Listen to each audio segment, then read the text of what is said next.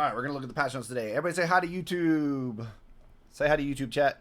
All right, I can't wait for Val. Let's go. All right, here we go. So let's look at the legacy updates, patch notes. I'm gonna go through these pretty thoroughly because, like I said, I want to make this a YouTube video. So here we go. Hi YouTube chat. Yay! All right.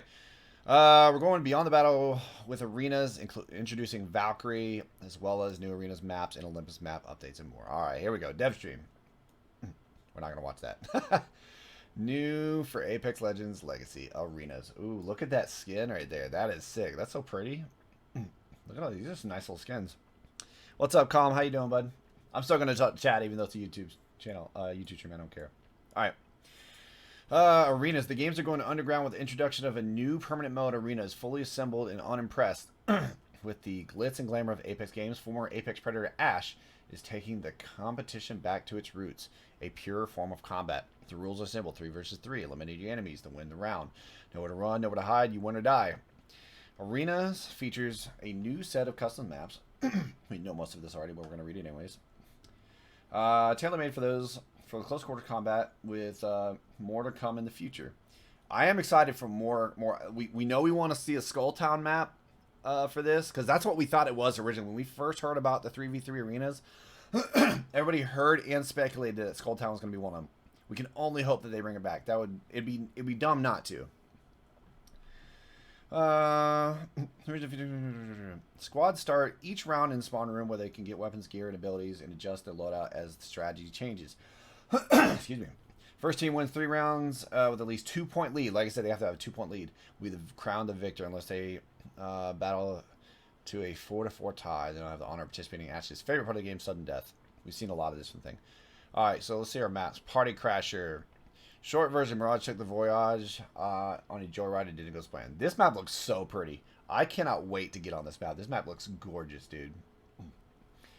Party Crasher is one of 2 exciting custom arenas where you'll be able to show off your skills. This arena takes place in a ritzy downtown plaza where players can choose to engage on the Crash Mirage Voyage or the opulent 2-story buildings that make up the downtown. Stay vigilant, as this map hosts a variety of engagement distances, both close quarters and long distance. So it's really, really cool. It's got a lot of houses on it. Like I said, they got high ground in the back, 2 stories, the Mirage Voyage ships right there. Oh, you know what? Yeah, there we go. But this map looks really pretty. I can't wait to play on this one and try this one out. There's just so much. I love it because it's new. Like, we know artillery. We know thermal station. We know, what was the other one? Golden Gardens. We know those areas already, so it's gonna be fun to play on and learn these new areas, like Party Crasher. Phase Runner is the other one. We got to see this in Jack's video earlier. The Phase Runner Olympus is unique, but it wasn't the first of its kind. Phase Runner is the second of our custom arenas and our largest. Okay.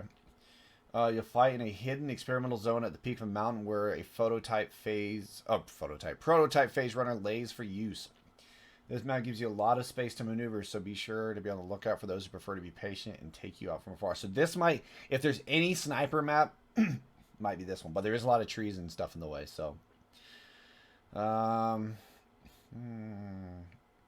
Sound tactics and clear communication are what you'll need to come on top as you fight through the construction site near the Phase Runner exit. Okay. And like I said, we know that artillery's won.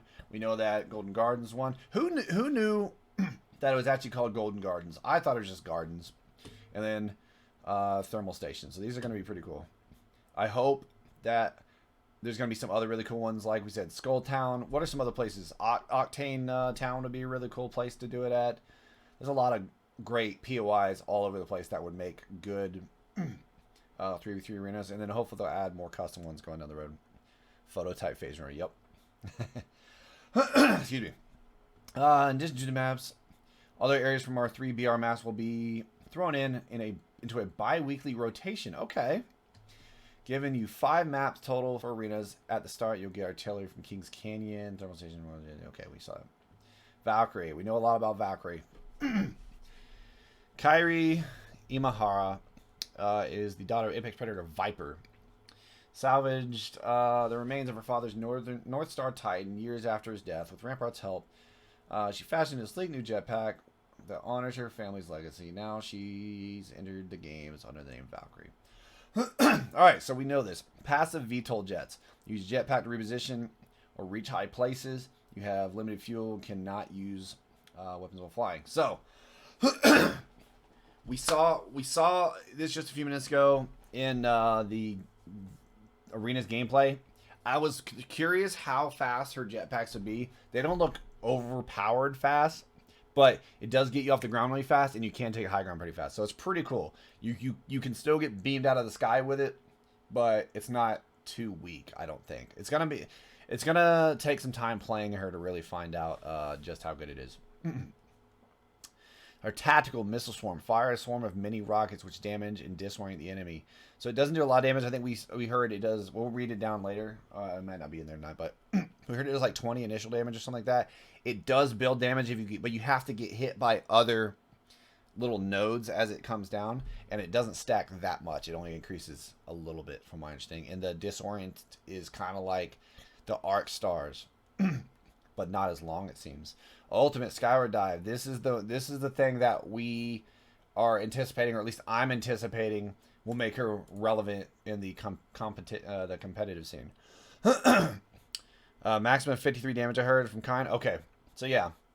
And so that's actually what, because I think Fuse's ult does like 75 max or something like that. Take the skies, reposition a long distance across the map. Your squad mates can join in. So this is huge. This is something that's huge. You can rotate like crazy and reposition without even being near a balloon. That's massive. That's really cool. Her class is Recon. Scanning survey beacons reveals the next circle's location. Okay, I didn't know that.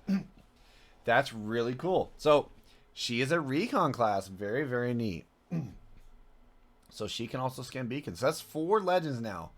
That's actually really, really cool. She's going to be really strong. There's so much to her. This makes her huge. This makes her huge. Like, these two things alone, right here are massive. Like, if people want to eliminate somebody like Bloodhound out of their meta, their team comp, they can because of this. And then they also have this to compensate for scans. Instead, they get repositioning and rotation. That's huge. That's really, really huge. All right. The Bokek Bow. The new Bokek, or yeah, Bokek, excuse me. The Bokek compound bow is a precision marksman weapon that rewards a skilled and confident hand. So it's going to take some skill to be able to use this weapon. Holding on fire will draw the bow over a short time, increase the power of the shot. We talked about the damage earlier. I'm not going to go into that though, but it's really strong. It can be. With the maximum power giving optimal damage and projectile speed. Regarding firing the Bokek, right as it reaches max power provides the best sustained damage. That's cool, man. I'm glad they limited the damage on her tactical. It helps for balancing a lot. Absolutely. Bow does 96 to the head. That's massive. Almost as massive as Alucard's heart. It's like Simba, we can't use the bow. Oh, wow, Corona. All right. The Bokek uses new ammo type, arrows. It just has its own ammo type. Okay, it just has arrows. Interesting. Which are unique to this weapon. Arrows are more rare on the battlefield, but fired arrows will stick into surfaces and remain in the world for players to pick up and reuse. That is neat. That's so cool. Very, very cool. The 1-time HCOD Classic, 1x Hollow Sight, 2-time HCOD, 1x2 variables, and 3 times optics can all be equipped. So no 2x4. It does not take the 2x4. It only goes up to 3 times. Okay, that's interesting. That's cool though. So you can do it up close. You can do range with 3 times.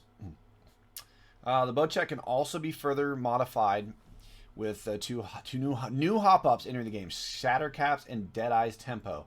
It can even equip both hop-ups simultaneously. We talked about that, and I wasn't sure. That's cool. So it might go in this later, but we'll talk about it real quick because we saw it. If you didn't see it in the trailer, Shatter Caps basically make it like a shotgun projectile. They turn into little shotgun pellets, so to speak. Deadeye Tempo makes you be able to fire much faster pace, so that's really cool. Hey, what's up, Maltus? It can even, and the fact that it can put both, so you can choose. That's really interesting. That's why Hammer and Skulls are gone. Yes, they had to free up room in the loot pool. Olympus, the Lost Fleet update. Look at this. All these ships coming in. It's infested by like roots and stuff. All right, this I'm excited about. A fleet of mysterious ships have made their way to Olympus and brought with them an otherworldly parasitic plant that has begun to take root along the surface. The lead ship, the Icarus, is docked with the city and changed the landscape for good. Fight through the claustrophobic halls of the ghost ship, search corpses for a mysterious keycard, and walk away as the last squad standing. So in the helm of the ship, if you get the keycard, there's like a vault. There's a lot of good loot up there in the front. Okay. Release amount of a day to get a detailed look at what changes Olympus. I don't know if we've looked at that or not, but we're going to. To allow everyone to see the latest amount of day, blah blah blah. Olympus will only be in rotation for the first week of the new season. Okay. Starter kits and loot changes. This is awesome. I think we can mostly all agree that this is going to be really cool. We like this, I think, for the most part, when they had that LTM with it, where I think you're going to drop with this kit now. This is what you drop with. This, I like this. I'm on board with this. But no gun on trial. Yeah, no Mosas, no P20s. I don't want that. This is great. To my understanding, all white loot is eliminated from the map. White loot is eliminated from the map. All right. Players will now start a match with a starter kit consisting of a level 1 Evo shield, helmet, and knockdown shield plus 2 cells and syringes. That's cool. We've removed level 1 helmets and knockdown shields from loot pool. Oh, but not shields. Okay. Spawn chances for the level 1 Evo shields loot have been significantly reduced. Okay. So that's opening up a lot of things. Along with the lowered or removed spawn chances for these items, we've rebalanced the loot pool such that higher level versions of these items will appear nearly the same as they do now, but other items will appear more often. Weapons ordnance. Okay. That's interesting. All right, dev note. Let's read this.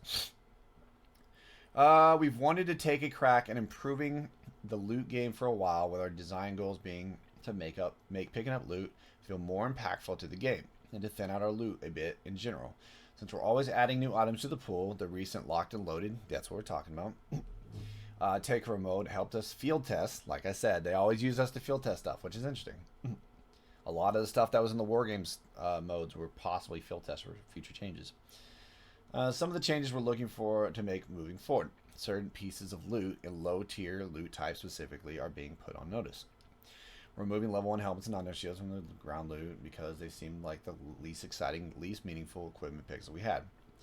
Their power is practically invisible, so they don't really feel like a character improvement in the way... Yeah, exactly. Same way lists of, say, backpack feels. Yeah. Getting those extra slots feels so chunky. We're keeping level 1 Evo shields in loot pool at a lower spawn chance in addition to adding them to your starter kit. Because having them sprinkled around is still important for shield swapping shenanigans. Yeah, I agree. I get down with that. So now having one level 1 body swap scrap. Yeah, no, they're still going to have them. What's up, Spectre? How you doing, friend? Say hi to YouTube. Let's see. Finally, granting these pieces of gear from the start of the game is also intended to improve the hot drop situation. Having more health, some headshot damage reduction, and a little knockdown protection gives some players some more time to react to a chaotic hot drop. I like that. I'm down with that. I'm on board with that. Be on the lookout for more loot changes in the future. All right, emotes. Introducing emotes. This is fun. I didn't know about this. Every legend will have one emote unlocked at launch, and additional emotes can be obtained through Apex packs or by crafting them. I'm actually surprised it's taking this long. So it hasn't like this. Equip your emotes to the emote wheel and flex away. It's great fun to show off your squad mates in the starting room of arenas, and of course you have to use them on the winners podium. That's fun. Oh, nice look. She's 4 clank. That's cool. I like that one. Now, since emotes kick your camera back into a third-person view, who knows when folks are already thinking about corner peeking. Competitive integrity is still paramount, so enemies that your character couldn't see in the first-person view will not be shown while you're in third person. They thought of it. Default dance in the back, kids. Alright, this video shows the anti-peek feature working on the purple dummy behind the rock. Without it, Pathfinder wouldn't be able to use the third-person camera to gain knowledge that he shouldn't have. All emotes have anti-peek enabled. That's so smart. I'm glad that let that.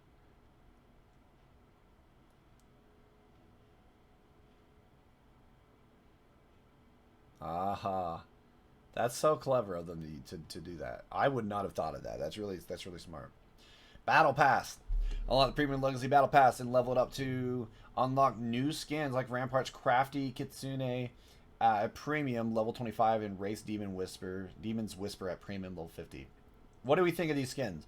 This one's pretty cool. It's not super exciting. It's pretty. It's nice. The colors are cool. The mask is kind of neat. It's a little clunky on her head, but I think it looks cool overall. This one's not super exciting either, but it's kind of neat. I like the little pauldron mask thing here going on. I think they're pretty neat. All right. Legend updates. Here we go. Well, this is the part we've all been waiting for. All right. Low profile characters, low profile no longer exists. We've heard about it, but it's finally happening. This trait has been removed from Wraith, Lifeline, and Watson. And, of course, our boy Pathy lost it not too long ago. After our successful experiment with Wraith's hitbox, we are now confident that we have solved balance issues between smaller and larger legends through changes to their kits and hitboxes. It's finally time for low profile to go the way of the dodo. Sorry, dodos. Cool. Let's see. Lifeline. Combat Revive. No longer deploys a shield. Can now revive 2 players at the same time. Whoa! Holy shit. What? Oh, snap. That's crazy. So, yes, you don't have the shield, but, I mean, she didn't used to have the shield, but she can still also revive without staying there, so that's huge. She can still lay down fire. You just have to get behind cover, and she can raise 2 people at the same time. That's nuts. Can now cancel active revives in progress to allow your teammate to defend themselves with their knockdown shield. Okay. So much for a nerf, eh? So easy to ape, though. It is easier to ape. But that's still huge. 2 at the same time. That is nuts. That's actually huge. So she's still going to be pretty strong. I think Lifeline mains will probably stay pretty happy about that. Doc Heal Drone. Heal rate increased from 5 HP per second to 8 HP per second. Deployment time before healing begins reduced by roughly 33%. Okay. Care package. Cooldown reduced from 6 minutes to 5 minutes. Okay. Wow, I didn't know it was that long. 6 minutes. Let's take a whole minute off. Now guarantees an upgrade if possible in 3 categories. Body shield, other equipment, helmet, backpack, and knockdown shield. And weapon attachment based on your team's current gear when the package arrives. I heard they were going to do more with her care package, but I guess not. I heard something they were going to do more with that. Maybe they were referring to this. Without that shield, they're going to need to be cracked. Yeah. I mean, I don't know. It's still huge because you got to think about it. There's plenty of people who played Lifeline well before she had the shield, and they made it work. So I don't know. We'll have to wait and see. But I think that's still really big, really big. And the fact that you can drop that res and still keep down cover fire and keep them off while they get rezzed, it's still pretty helpful. Oh, Life Manage, she was always had red shields. No, she is not. She's not always had red shield. They added that. She did not used to have the red shield. Dev note: Lifeline's kit was not in a particularly healthy place. Passive shield was extremely strong to the point of frustration, while her tactical and ultimate seemed like they were becoming more and more obsolete. These changes and aimed at redistribute the big power differential between all of her abilities, making Doc and care package more powerful and effective while tamping down her on the highly binary and situational combat. Okay, interesting. Octane. Stem. We knew about this one, I think. Reduced down between stems from 4 seconds to 1 second. So he can stem a lot faster now. Increased health cost from 12 to 20. That's pretty huge. So he can stem a lot faster now, but it costs you more. 8 more HP, which can mean a lot. So you have to think and be more mindful about how you use your stems. Increased bullet spread while in the air and shooting from the low launch pad trajectory. So before when you did the slide jump, the long slide jump off the jump pad, your gunfire was still extremely accurate. Now it is not. Still gonna spam, not gonna lie. Yeah, probably so. So yeah, that's interesting. Let's see. Yeah, and that's gonna make a nice skill gap in Octane players. Exactly. I think that will start to show who a small Octane player is. Devno, Octane continues to perform really well after the latest changes. Too well. We still love the frequency of the jump pad, but we'd like to make using stem the Octane think about doing the right time instead of always slamming it by default. I'm okay with this. It's not that bad. This is not that bad. You just have to be smarter with your stem. That's about it. He's still going to be a great character. Really fun to play. Loba. Burglar's best friend can now run and slide at full speed Oh, while aiming the bracelet and while the bracelet is in the air. That's huge. Longbow will no longer be slowed after translocating. That's big. I don't know that's going to make her, like, super viable. But now, when she's aiming her bracelet and when it's moving and when it lands, she's not moving like this. She can actually move at full speed. That's really, really big. That's going to help a lot with her. Make it a little more fun to play. Fix a lot of bugs that cause bracelets to fail. They've said that before. We'll see. I'll believe when I see it. Black Market Petite. Increase cooldown from 90 to 120 seconds. Okay. Not too bad. But this alone right here is really, really, really big for her, I think. I think that's really going to help people want to play her a little more. Because you basically were stunned for using and punished for using her bracelet, which is silly. Horizon. We were all looking forward to this one. Gravity lift. Reduce lift speed by 30%, so you go up slower. Reduce side-to-side acceleration. I'm fine with that. It's so hard to hit. Limited the time you can sit at the top of gravity lift to 2 seconds. What? Increase cooldown from 15 seconds to 20 seconds. Wait. Limited time you can sit at the top of gravity lift to 2. That, if I'm reading that correctly, that might kill Horizon. That's gonna kill Horizon. So I was not expecting this. This and this I'm on board with. I'm actually really surprised about this. So you can't just go up there and sit up there anymore. Huh. That's gonna kill Horizon. Super happy about that Horizon change. Horizon with the spitty up top is just not fair. I know, but I still think this, to me, that's kind of a thing that, like Pathy's grapple, that's kind of a thing that makes her unique. Being able to go, I don't know, man. That's so weird. So but Valk's gonna I think Valk's gonna take over Horizon if that's the case. That's surprising. So you can only sit up there for 2 seconds. You can't just sit up there and heal, and you can heal on your way up, but you can't just sit up there and heal or shoot anymore. Mid OP. I know, but I thought that's what this was for. I thought that's why making her go up slower and making the strafing was, I was thinking the strafing was going to be the nerf, you know? She could still go up and sit there, but she couldn't. She can just do this, you know? Make her a little easier to hit. What's up, Tasso? From one extreme to the other with these devs. It really is. They really is. That's kind of how it goes. It's kind of crazy. Is it Tasso? Tasso? Character went against everything we have from day one. I was thinking 5 seconds I could be on board with. I think 5 seconds would make a little more sense, but 2 seconds is very short. I'm surprised by that. Horizon's abilities will now get zapped by Watson's pylons. Interesting. Is it right? Is it Taso or Tasso? One or two? Just want to make sure. Dev note, Horizon is powerful and popular, but that's not why we're making these changes. Please. We believe that mistakes in Apex Legends should be punishable. And when Horizon could just get herself out of bad positioning while popping a whole battery, this just wasn't true. These changes have 2 goals. 1, make it much more possible for enemies to shoot Horizon as she sits in her gravity lift. And 2, make gravity lift less of an impromptu sniper tower. I guess that's fair. 2. Tasso, okay. Let me do, I know, right? I don't know. We'll see what happens. I feel like that's gonna ward a lot of people off from being Horizon mains, you know. Fuse, Knuckle Cluster. Fuse now has 2 stacks of Knuckle Cluster. Reduced cooldown from 20. Wow! Interesting. So they drop his cooldown 5 seconds and he has 2 Knuckle Clusters? Wow. That's interesting. Interesting. More help is coming.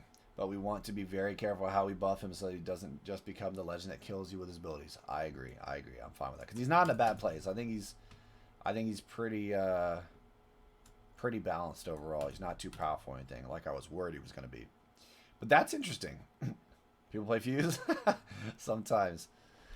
All right, Bangalore smoke launcher, thickened Bangalore smoke. What? They made her Bangalore smoke even thicker. Holy shit! Oh my goodness. Dev note: last patch we optimized Bangalore smoke particles and inadvertently thinned them out. This aims to get her back to the original visions while keeping the optimizations. Okay. Better become a Lobo main for real. Well, I mean, she might be more fun now since you can actually move. You can actually move while using Loba's ability and not get punished for it. It's so silly. Bloodhound no longer receives assists from Eye of the Allfather. Too bad. Too bad. No more assist for using your Q. No more free RP. We knew it was coming. We knew it was coming. We knew it was coming, chat. Bloodhound's scan is strong, but the goal of this change in particular is to reconsider assist and their implications for ranked points. There's enough intrinsic value in sonar scans, and it's a slippery slope to consider crediting assists for other non-damaging abilities. Crypto will remain an exception.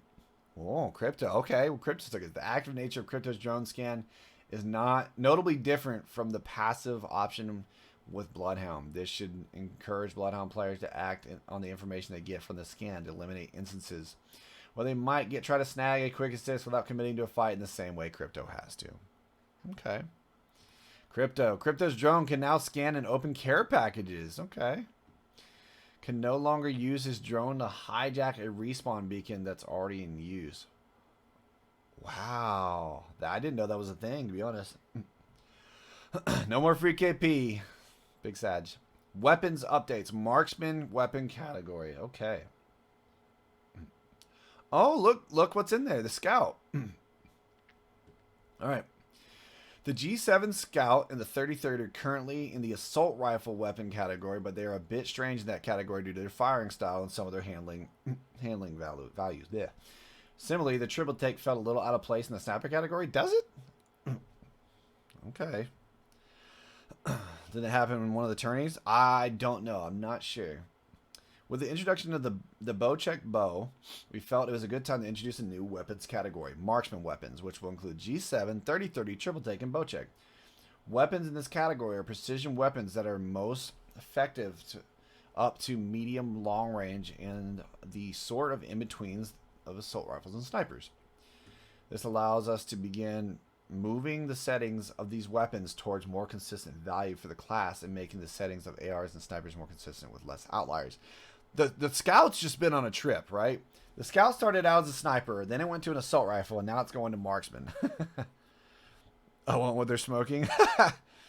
One of the 33 is getting shatter points. We'll make it decent. I've heard that. We'll find out if it's in here.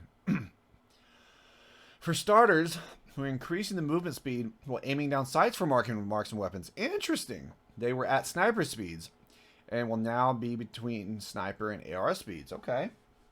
Additionally, we have done some targeted normalization of hip fire spread amounts. Okay. Supply drop rotation. Here we go. This season, we're taking the Peacekeeper out of the supply drop and putting the triple take in its place. Of course, with any supply drop change, these weapons will have their stats updated. See how the weapon changes down below.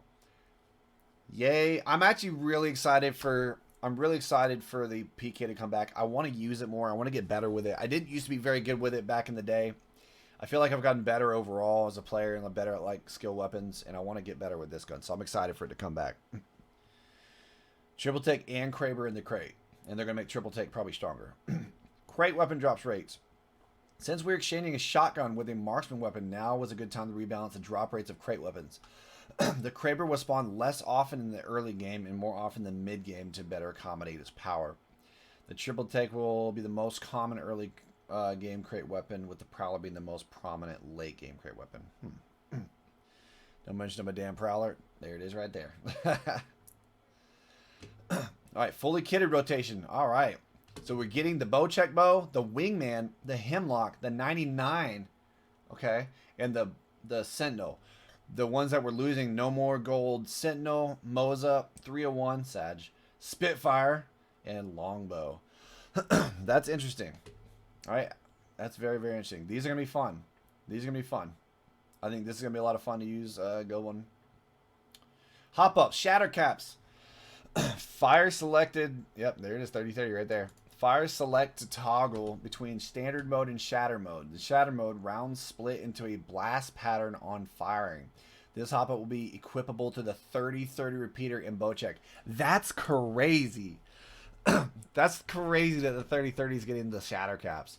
I already, if you watch me, you already know I like to have like a 301 or a 99 and beam them, and then I switch to my 30-30 and hip fire it. But now if I can hip fire with shatter caps and even be more likely to hit it, that gun, I think the 30-30 is going to start getting used more because of that. Now it's a close range and long range gun. That's very interesting. I'm excited though. Deadeye's tempo, firing at the perfect moment, increased fire rate. This can currently be attached to the Sentinel and Bokek. Okay, so the Sentinel's getting that too. Very cool. To make room, the Hammer Point and Skull Piercer hop-ups have been vaulted and won't be available. No more Hammer Point and no more Skull Piercer. But now we're going to see some changes. Assault Rifles, reducing the headshot multiplier for all assault rifles from 2.0 to 1.7. Wow, so they're reducing assault rifle headshot multiplier. Interesting. Sentinel's going to be busted if it's that fast? Possibly. This is already the case with the Hemlocks of the affected guns that R31 Flatline Havoc. That's not too bad. Sentinel's literally a mini Kraber. Imagine with that with a Longbow fire rate. Oh my goodness. All right, Peacekeeper. Comes with the precision choke by default, which can be toggled off. So just like the triple take was, it has it built in. It's not a hop up anymore. It's built in. You can choose to turn the precision choke off or on. Pellet damage reduced from 10 to 9. Not a huge change. Rechamber time increased from 0.09 to 1.1, so a bit of an increase. Reload times increased. Regular from 2.45 to 2.5. Empty from 3.35 to 3.5. Pellet spread increased in general. And spread when charged increased for all levels. Okay, I'm not going to read all those numbers. That's interesting. So the spread, there's going to be more of a spread, so you have to be a little better with your shot. All right. Quickly loses charge after leaving ADS, so it doesn't hold it like it used to. Okay. Since the Peacekeeper is coming out of the crate, we are bringing many of the stats back in line with the previous values. We are also reducing its damage potentially and bringing the effective range a bit. Bringing in the effective range a bit since the precision choke is always available now. I'm okay with that. That's interesting. So it's not going to be a whole lot different from what it was before it went into the care package. It's going to be a close battle between even Mastiff and PK. I think we're going to see a lot more people running the PK than the Mastiff, but I'm not sure. But people will pick up either way. Mass whiff, you right. All right, triple take. As a crate weapon, it will come with a 9 ammo clip with 63 reserve ammo. That's a pretty decent amount, right? Fire rate increased from 1.2 to 1.3. Time to full charge reduced from 1.1 to 1 second. Retains charge briefly after leaving ADS. Move speed while aiming down sights has increased to match other marksman weapons faster than snipers, slower than ARs. Okay. Increased spread while airborne and aiming down sights. Okay. Well, see, Havoc. Increased recoil. Yay! Controllability early in the pattern. Get out of here, Havoc. All the homies hate the Havoc. The whole point of the Mastiff was to do a lot of damage in one shot. EVA fire rate compensates for the lower damage, and the PK just does more damage than the Mastiff. I agree with that. Havoc's getting booty fucked? It is. I guess this isn't a safe for kids video. That's okay. So I've cursed way too much. I can bleep it, but that takes effort. Spitfire. Reduced recoil controllability. Wait. Reduced? Does it have it buff? Wait, increased. Oh, controllability. Oh, okay. I thought it was. I read it backwards. So Havoc's getting a little better, easier to control, and Spitfire is harder to control, right? Yay! I don't know if that's gonna stop people from running the Spitfire all the time, but hopefully it'll help some. The Spitfire is too strong at the moment, boasting good damage output with low recoil. You think? Making it a bit harder to control early in the pattern should give more time for opponents to fight against it. Yeah, so you just don't get beamed right away. That said, we're prepared to make more changes to Spitfire if it remains too powerful. Thank you. Good lord. Alright, 30-30. What are they doing? Increased leg damage multiplier from 0.75 to 0.5. Yay. Move speed while aiming down sights has been increased to match other marksman weapons, faster snipers, low in ARs. Y'all know I love the 30-30. Yay, it's getting a buff. It's getting shatter caps. It's getting increased leg damage multiplier, and you can move faster while ADSing. That's awesome. 30-30 could use some love, so we're bringing the amount of leg damage it does. So random. This should make it a bit more consistent without raising its high best case damage potential. Hate that shit. I love it. I love the 30-30. G7 Scout moves people aiming. All right, so we know that. Increased hip fire spread size. Hip fire spread size, reduced accuracy. I love how they put that here, but they didn't put it in the other one. To be more in line with others' marks. So hip fire with the G7 Scout's gonna be a little harder. I'm okay with that. 30-30 repeater in the Bokek compound bow have more accurate hip fire than the baseline Marksman weapon values, so the G7 Scout will be less accurate at hip fire than these weapons. I'm fine with that.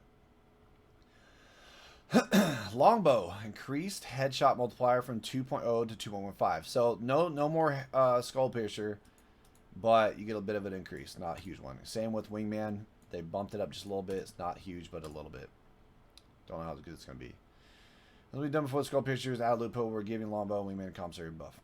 Moza increased magazine from 4 to 6. Move the lower 2 pellets inward in the blast pattern. I assume that means it's going to make it a little more concentrated and easy, do a little more damage. So, no more. Same with it. Increased bullet damage from 15 to 18. We were messing with this at the beginning of the stream today. Go back and watch the VOD. We were messing with this, or we were talking about this. The P20 with as fast as it can fire, 18 damage is a lot. The P20 could actually be a little viable. That's a lot of damage, dude. But lowered the fire rate. I didn't see that. Okay, but they lowered the fire rate. Okay, that's a lot. 8.5 to 6.25. I should have read ahead. Still though, wow, it'll be interesting to go into firing range and test this out. It fired really fast. That's still pretty fast, but that's a lot of damage. That's interesting.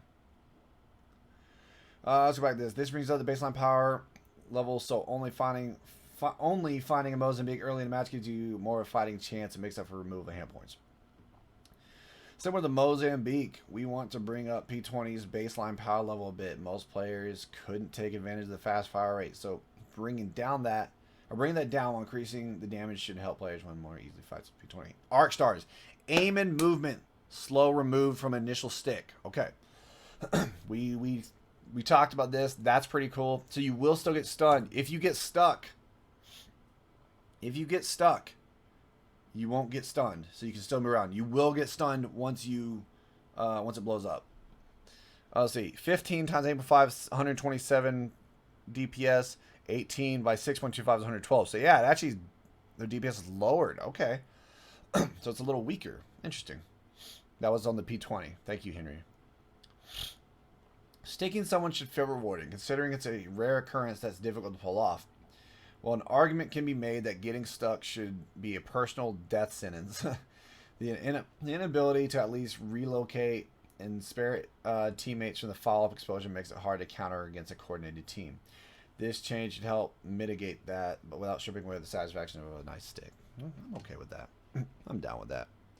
Quality of life. Badges are now sorted by categories, can be filtered by all or unlocked only. This suggestion came directly from players. Thank you. It's so much better. Okay, that's kind of neat. I like that. Now you're not just scrolling through 8 bajillion badges in random order. All right. Let's see. When looting death boxes, players can now see health bars for everyone on their team. Oh, that's nice. That's nice. Very cool. Nice little quality of life thing. Challenges can now be favorited by going into the challenges menu and right-clicking a challenge. That challenge will then be added to a new favorites tab that will appear in the lobby and in the match screen. If you care about challenges, I don't. I stopped playing them a long time ago. I just play the game and get my battle pass. But you can now favorite them. That's kind of cool. That is kind of neat. Let's see. Pressing and holding F2 while in-game will bring up the ability description page for your character. Oh, interesting. It's only available for PC. Players can now request better equipment by going into their inventory and pinging a piece of equipment. Oh! So, like, if you have a blue, you can ping it and be like, I want a purple or something like that. I want a level 3. Your first challenge reroll of the day is now free. Rerolling the challenges will allow you to choose from either BR, focused, challenges, or arena-focused ones. Hollow sprays, quips, and emotes can be favorited. These will be used whenever the player is prompted to do a random emote. Okay. Club invites version 2. You can now include what you want to play when you send your club mates a party invite via the club tab, such as select as many club mates as you want, send an invite at once. So whether you want to do arena or BR. Ranked, fixed edge cases where an abandon penalty would be incorrectly applied due to server errors. Thank you. Flight path adjustments, removing edge drop ship flight paths to prevent matches where large portions of the map receive little to no traffic. Oh, nice. These screenshots below, before and after comparison. Okay, I like that. Look at that. That's really good. That's really good. I like that a lot. Because, yeah, that's huge. Because you hate it when you get one that goes, like, right here, right? Look at that. When you get one over here, and you have to, like, try to stretch all over here. But now, that's so much better. I like that a lot. That was a very smart decision. They're much more centered. I think that was a really good idea. That was really smart. I'm glad they did that. Ring update. We're continuing work from the Fight Night update to improve match pacing towards the end of the game. We're slowing down the closing speed of the late game rings to allow you more time to fight and maneuver your way into the ring, whilst reducing the waiting time before rings 4 and 6 start to close. Alright, so ring 4 pre-shrink time reduced from 2 to 145. Speed reduced from 33 seconds to close time to 40. 5 shrink, speed reduced 20 to 40 seconds. That's a lot longer. Yeah, it's very smart. Not sure how I feel about that. This right here. Ring 6 pre-shrink time reduced from 130 to 1. Speed reduced from 140 to 2. I don't know. Bug fixes. Bloodhound fixing issues with the tactical UI not showing in Bloodhound's ultimate. Pathfinder gas traps and jump pads will no longer float in the sky when placed next to a zipline. I didn't know it was a thing. Ray slight wall bumps no longer inadvertently cancel his tactical. I thought they did that before. I thought that was fixed before. Decoys no longer die after a tick of thermite damage. Let's see. Decoys no longer. I remember that. Octane. Ordinances will no longer get stuck and disappear when being bounced off of jump pads. Death totals no longer bounce when a jump pad is placed under it. Players no longer have weapons drawn if they are knocked as either Fight Night ring, blah, blah, blah. I don't know if I'm going to read all this, to be honest. You can read a lot of this on your own.